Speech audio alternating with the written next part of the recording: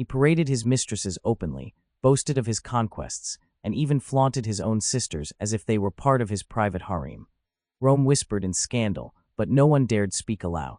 To question the emperor was to sign one's own death warrant. He transformed his palace into a brothel, staffed not by courtesans, but by the wives and daughters of Rome's elite, summoned under threat of imperial command. Senators and knights, men who once debated the fate of nations, now watched in shame as their households were turned into instruments of the emperor's amusement. For Caligula, this was not mere indulgence, it was domination made flesh. Every act of lust was an act of power. Every scandal was a message. Nothing, not even the sanctity of your family, is beyond my reach. The people, at first entertained, soon saw the darker side. Taxes soared to fund Caligula's spectacles, games, and orgies. Gladiators fought not only beasts, but sometimes senators accused of treason, thrown into the arena for the amusement of the mob. His feasts, dripping with gold and wine, became infamous for excess so grotesque that hunger stalked the city beyond his gates. And yet, amid the horror, there was brilliance in his cruelty. Caligula understood spectacle. He understood that power was not secure in decrees or armies alone, but in the theater of fear and awe. To be remembered as a god, he would first make himself unforgettable as a monster. Rome had adored the boy in little boots. Now it bowed before a man who demanded not love, not loyalty, but submission. And in his eyes, every humiliation, every scandal, every whispered gasp of outrage was proof of his divinity. The emperor no longer ruled Rome. He consumed it. Part 7. Forbidden bonds. Sisters and sacred incest. In the ancient world, power was often cloaked in myth. Pharaohs of Egypt had married their sisters, claiming divine blood demanded divine unions. The gods of Olympus themselves, in Roman lore, were bound by forbidden bonds. But in Rome, the city of laws, tradition, and order, such things were unthinkable. Until Caligula, from the earliest days of his reign, rumors rippled through the city like poison in water. The emperor was seen not only with mistresses and noblewomen, but with his own sisters Drusilla, Julia Livilla, and Agrippina the Younger. At first, whispers filled the taverns, carried in hushed tones between senators too terrified to speak openly. But soon, the whispers could not be denied. Caligula flaunted them openly. At banquets, he reclined with them at his side, not as family, but as companions of desire. He kissed them before the eyes of Rome's most powerful men, daring anyone to object. When he traveled, he took Drusilla with him, not as a sister, but as his consort. And when she died young, struck down by fever, Caligula wept not as a brother, but as a husband mourning a wife. He went further still. Temples were raised in her honor, priests appointed to her cult. The Senate was commanded to deify her, to worship Drusilla as a goddess. And Caligula himself declared that their union was not scandal, but sanctified, an echo of divine marriage, a bond beyond mortal law. For the Roman people, this was more than immorality. It was desecration. Family was sacred. Tradition was the spine of the republic, even under emperors. To see the man who claimed to be a living god now claim his sisters as his wives was to see the old world shatter. But none could stop him. Senators bowed, priests obeyed, and silence drowned the city. To Caligula, it was the ultimate performance of power. If he could rewrite the rules of family, of morality, of religion itself, what limit remained? If Rome would not only endure such blasphemy, but enshrine it in marble and ritual, then Rome itself was his to remake. The boy once cheered as Little Boots had grown into a man who believed the gods of Olympus lived again through him. He had become Jupiter, he had become Apollo, he had become Mars. And if the gods took their sisters as lovers, then so too would he.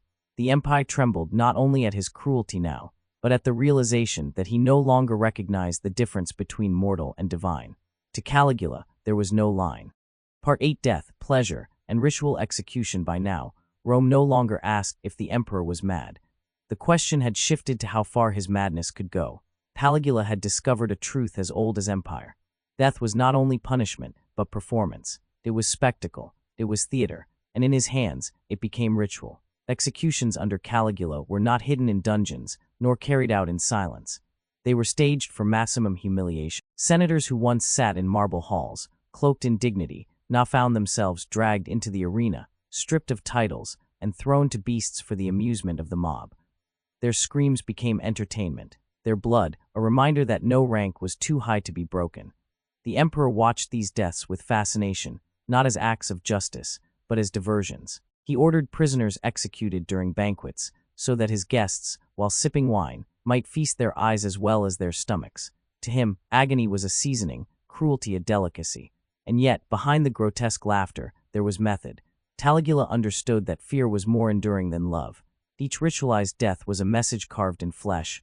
The emperor is not bound by law, mercy, or reason. He is bound only by his will. He extended his theory of cruelty even to the innocent. Gladiatorial games, once spectacles of valor, were twisted into massacres. At times, he would order the entire first row of the audience, Rome's wealthiest citizens, thrown into the arena, sacrificed not to gods, but to his whim. For Caligula, death was inseparable from pleasure.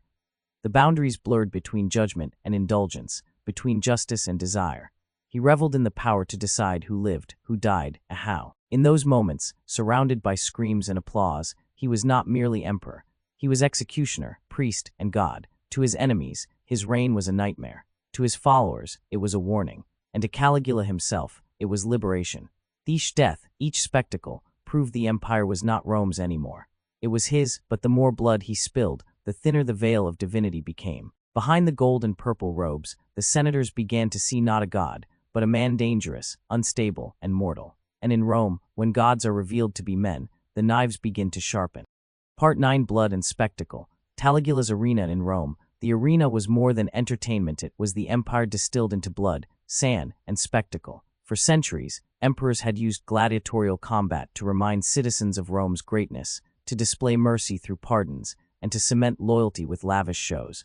But when Caligula took his seat upon the imperial dais, the arena became something else entirely. His private theater of cruelty. He did not come to witness contests of bravery. He came to indulge appetites. Spectacle was no longer about Rome's power, but about Caligula's pleasure. Where past rulers had sought to inspire, he sought to degrade. Caligula would summon senators' wives and daughters, women raised in marble villas, draped in jewels, and force them into the dust of the Colosseum. Stripped of dignity, clad in flimsy armor designed more to expose than protect, they faced trained gladiators before a jeering crowd. Their terror was his triumph. Their humiliation public, irreversible, bound their families to him in chains of shame. Nor did he spare the men of noble rank. Senators who resisted him found themselves dragged into the amphitheater, handed wooden swords, and pitted against hardened killers. Some died swiftly. Others lingered, their last moments drowned out by Caligula's laughter, echoing across the stone vaults. To him, the blood of the ruling class was not tragedy, it was proof that no title, no toga, no ancestry could shield anyone from the will of a living god. Even the game's structure bent to his madness. Where previous emperors sought balance between cruelty and mercy, Caligula ordered the scales destroy. When the crowd demanded mercy for a gladiator who had fought valiantly, Caligula often shook his head and gave the fatal signal. The people, who had once adored him, began to realize the truth. Their cheers no longer influenced fate. Their voices had no weight. The arena belonged to him alone.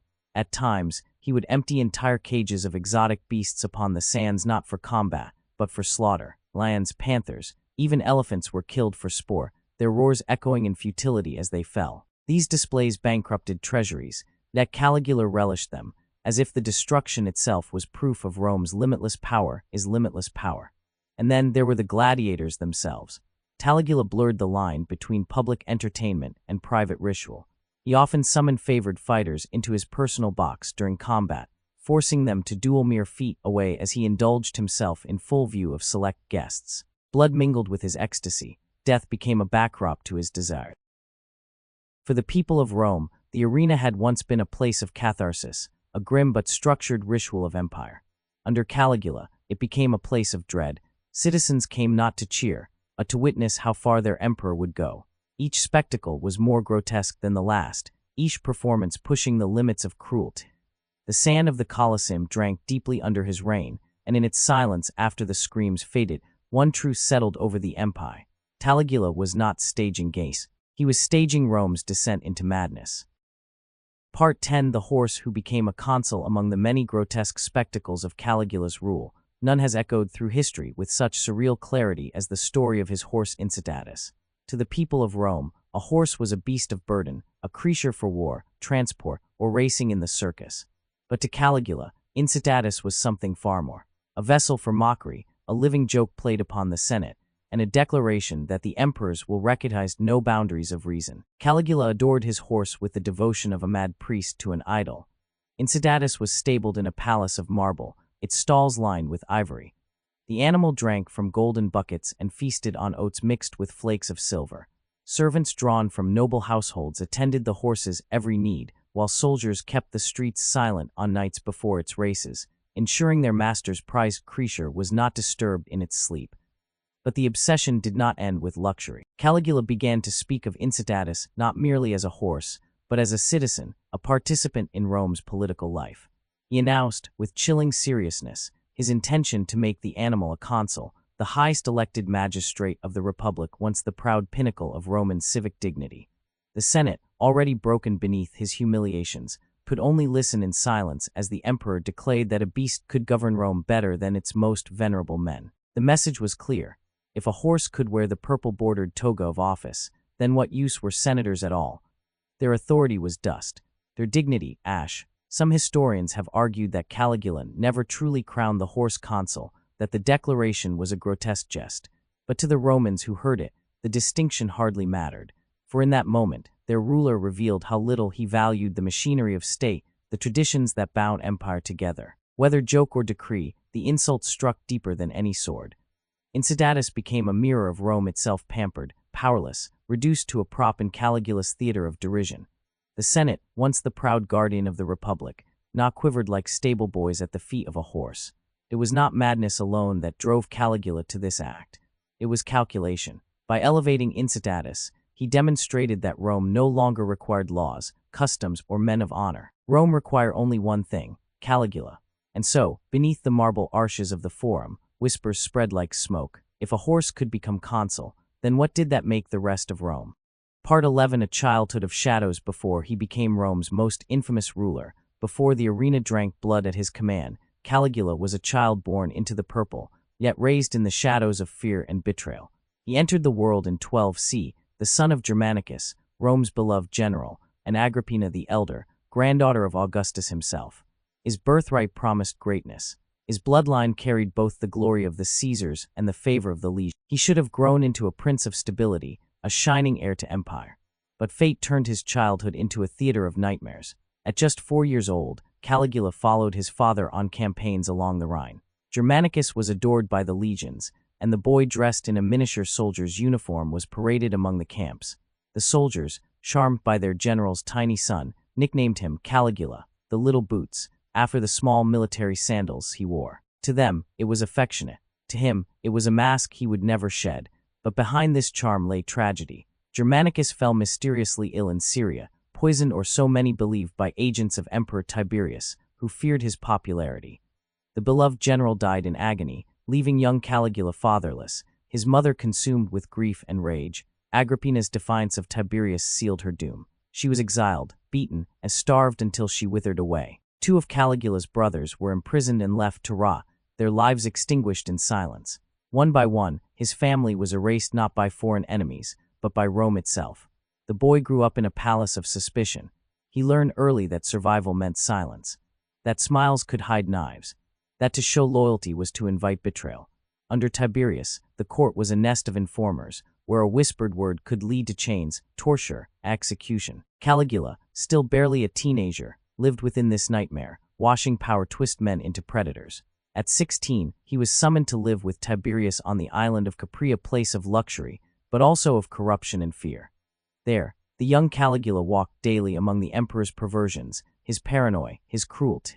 He learned to conceal his thoughts, to mask his ambition, to survive as others vanished around him. One courtier would later remark that never had anyone been a better servant or a worse master. Caligula's childhood was no ordinary youth.